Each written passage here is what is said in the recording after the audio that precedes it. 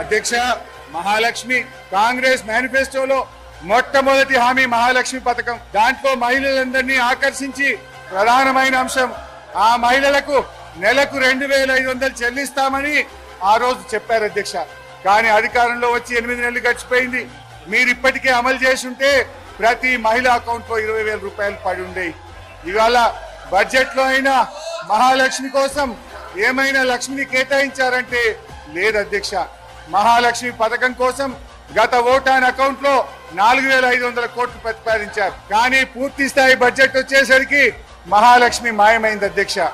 అధ్యక్ష, పార్లమెంట్ ఎన్నికల ముందు ఓట్ల కోసం పెట్టారు, ఇప్పుడు అమలు విషయంలో మొండి చేయి చూపారు అధ్యక్ష. అధ్యక్ష, ఇందిరమ్మ రాజ్యంలో మహిళలకు జరుగుతున్న న్యాయం ఇది అధ్యక్ష. అధ్యక్ష, నేను వారిని కోరేది ఒకటే, మహాలక్ష్మి పథకాన్ని మీరు సత్వరమే అమలు చేయండి, బడ్జెట్ లో నిధులు కేటాయించండి. లేదంటే తెలంగాణ మహాలక్ష్ములు మీ పాలిట మహాకాలులవుతారు, జాగ్రత్త అని చెప్పి హెచ్చరిస్తా ఉన్నాను. అదేవిధంగా గ్యాస్ సిలిండర్ అధ్యక్ష, ఎన్నికల ముందు 500కే గ్యాస్ సిలిండర్ అందరికీ అన్నారు అధ్యక్ష. కానీ ఇవాళ షరతులు పెట్టారు. సాధారణంగా వ్యాపార ప్రకటనలో ఈ రకమైన వైఖరి ఉంటుంది. పెద్ద అక్షరాలతో ఆకర్షణీయమైన ఆఫర్ పెట్టి కిందెక్కడో చిన్న చిన్న షరతులు వర్తిస్తాయి అని కనిపించకుండా పెట్టారు.